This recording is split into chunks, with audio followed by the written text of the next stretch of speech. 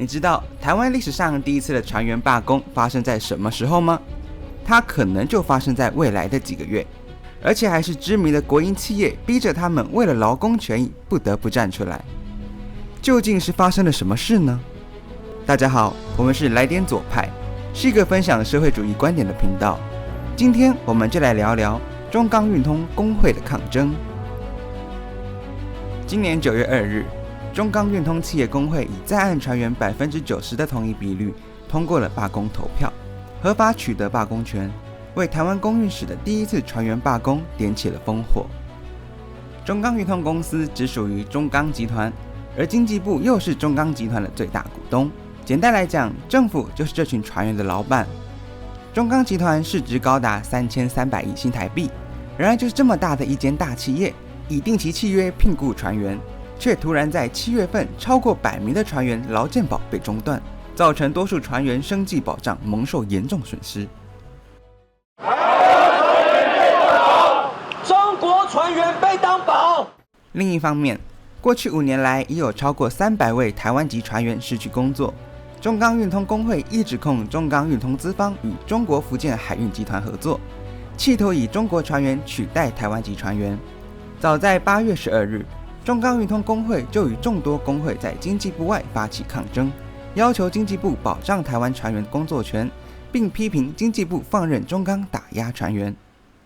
输入台湾的陆籍船员已经远远超过了台湾船员的比例。很多民众常误以为船员作为一种高收入职业，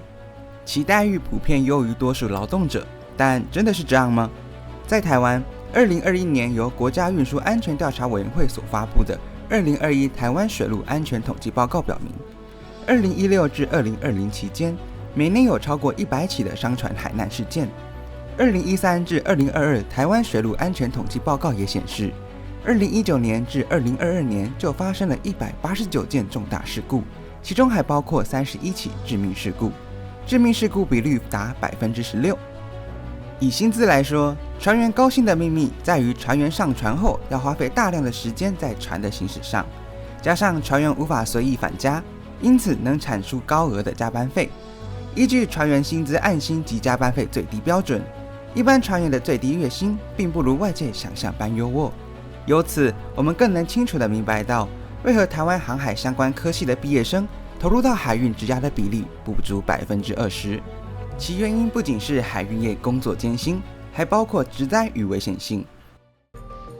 航海科系近年因疫情红利，报名人数增加，但应届上船的毕业生不到30%。现今台籍商船人数仅约6000多人，学者担心，如果商船劳动保障无法提升，将步入渔船大量聘雇外籍移工的后尘。除了职灾风险之外，船员法第13条提到，雇佣人雇佣船员雇佣契约范本由行政机关定之，因此衍生了交通部所制定的定期契约范本。实际上，这种规定表面上是符合国际公约与惯例，但却冲击了船员的工作权益。2006年的海事公约规定，船员不得在船上工作超过12个月。这条文原意是保障船员的劳动权益的规范，却在船员法的范本下被曲解任意辞退船员的法源依据，以此要挟船员签订定期契约，使得工作与生存权的保障无所依靠。在台湾劳资实力不对等的市场结构下，许多船员不仅年资不连续，而且亦有船员被资方高薪低报。在公视针对退休船员的受访节目中可以看到，中钢运通资方利用劳资的资讯不对等，压低船员的退休金。如果船员对定期契约有异议，那很有可能会遭到台湾全部船东的职场封杀。这无异于是中钢管理阶层运用其庞大的影响力，用蛮横剥夺就业生存权的手段来逼迫劳工只能当奴隶，任人宰割。这样的事情真的只会发生在中钢集团子公司的员工身上吗？未来会不会发生在整个中钢集团的全体员工身上呢？算退休金的时候呢，他就只给你算合约的时间，你休假的时间就不算。我后来才发现说，公司就少给我了差不多50%几，一半以上啊，吓死人了，太多了。